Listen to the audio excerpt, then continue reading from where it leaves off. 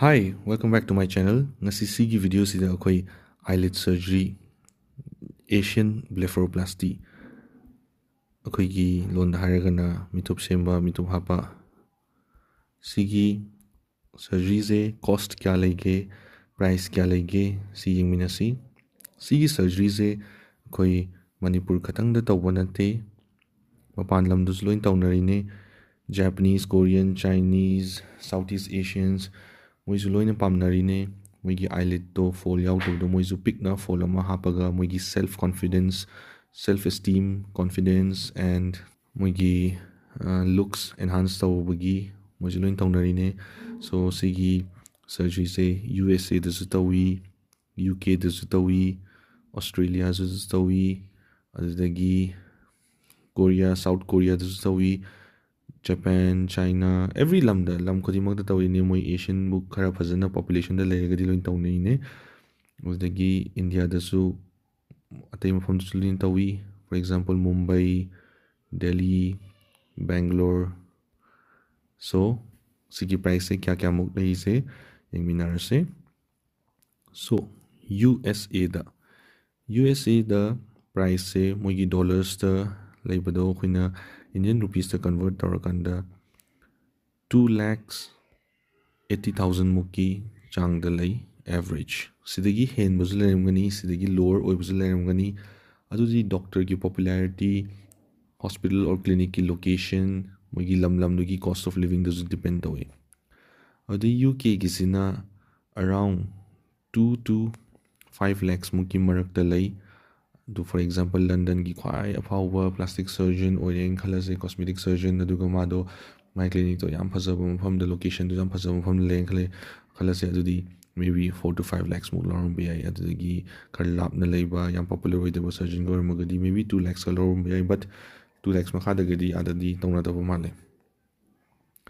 Australia gi average price aina online sum yengba 1.9 lakhs kumba hai sigi price myam aina hai je kai guma mi sing se mapan lam chatpa matam da tawge gan khalaba natraga Mumbai Delhi gum da chatke na tawge khalaba adudi paisa je kyam ting dino do adugi idea do leina bane mina Korea da yamna common oi Korea da yam phasan tawi plastic surgery se adudi ai Korea chalaga tawge gan khalaje paisa je kya ting dino Korea da di 3 to 4 lakhs ki marakta leiba male Asian blepharoplasty ki cost se now coming to India hogi Mumbai, Delhi, Bangalore sigi price se kya muk leige habazi yengasi foreign gi type da lakh ahum mari di yaudre but Mumbai da minimum 70,000 mukti leiba male more than 70k mukti oire and Delhi Bangalore se minimum 50k de di hele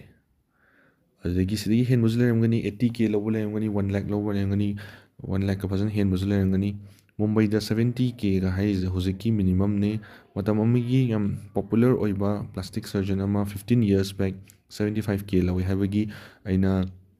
wari ama tagre adu madi hozik 15 years phare hozikti 1 lakh soidana helamani hoziki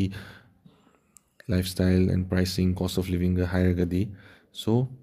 adaga chatlagi sign tawgani but online da sum yengbuda Delhi da 30k kainga thaba mafam ama thengni but adu do karmain tawba clinic no kanana semono adudi khangdre adudi but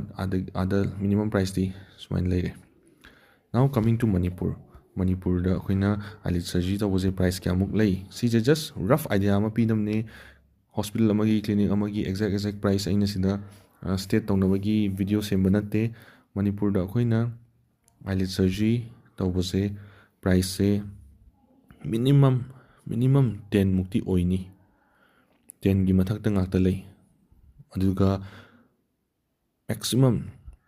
40 gi mathak kadi loba hozik fau tadri adu hozik ki oina di 10 to 40 muki price ki marak si dalei so maybe 12 15 18 20 25 30 adu di doctor dugi magi demand magi matam dugi price magi effort dugi price magi experience adu myam du da depend tawi mafam amaga manade so doctor gi charge to ne then operation to woda clinic or hospital gi charge haidi operation theater ama maintain tawbagi moi aduda lu nanna phajana sterile way da moigi instruments maintain tawbagi adugi hidak changba adudagi cleaning gi process ta hidak changba plus staff ki salary and adu myam gi juzu yengaga price khara leire. And then next is items operation the seasonary items like sometimes akoigi plain sheet and a plastic sterile sheet seasonary yawi injection seasonary syringes seasonary gloves seasonary and akoigi gauze piece seasonary betadine seasonary adumaina makan atai mayam ju seasonary just example khar pibu wane items ki costly and medicines akoina tablets kumba operation loraga aduda operation loraga hina kharchai sometimes hida kapasu yawi adudi doctor gi choice ne. So sigi price kanang natabida sigi price lere and items hairaga hita lising tara kun ting doinate roughly maybe 2000 to 4000 moki maraki lakani items ki charge and tablets kumbazu roughly sizu amuk tablet to gi company MRP da amuk depend tawe aduga doctor na phayina khanba choice su amuk depend tawe mana piningi ba hidak sing swelling handanaba and infection prevent tawnaba and painkiller vitamins chakhaw soktanaba sumaina hidak myamdo maybe total the 1 to 4000 muki maraktal laibiya na khalle charak price amani but mafam dugi price adum differ oirambi ai sise aina hekta sumain tawgadabani sidagi hendok hinjin tawba yade haiba natte sidi tawriba doctor duga clinic or hospital dugi moigi different moigi apamjaba mong leramgani patient gi phanabagi healing gi phanabai damakta so adudi aina state tawba yade so rough idea amal leinaba haibani sigi myamje sum lising da changba thabakra lakh da changba thabakra for example mise kidney transplant liver transplant ga tawrdi 30 lakhs guma changnaramini so ain tawba thabak oijar natraga macha ama mise aije khutta kitang khotlen khalasine adudi ai bandit leibada lupa manga dang tingani so saina lupa manga tara dang tingba thabakra lakhs tingba thabakra thousands ki thabakra si haibagine sidagi aina items sida 2 to 4000 haina lising manga mafam da haina du lali haiba natte si fix natte tablets ta mi amana lupa chamnga gi hidak pizena adu patre haiba natte lising manga hidak ta yorga ju adu ju lali haiba ju natte and sigi price ju manipur gi sigi price ju hauzik ki trend gi price ni sise dum matam gi matung ina dum change lakani sizu adum yam khalakani na khalle future da so hojiki wene si leide and mina kana gumna 84 da chakani na khalagadi sigi lakhs ki price sida sumaina savings thamba tabani mapan lamda korea gumda tataga tawge haragana and mumbai da chatke haragadi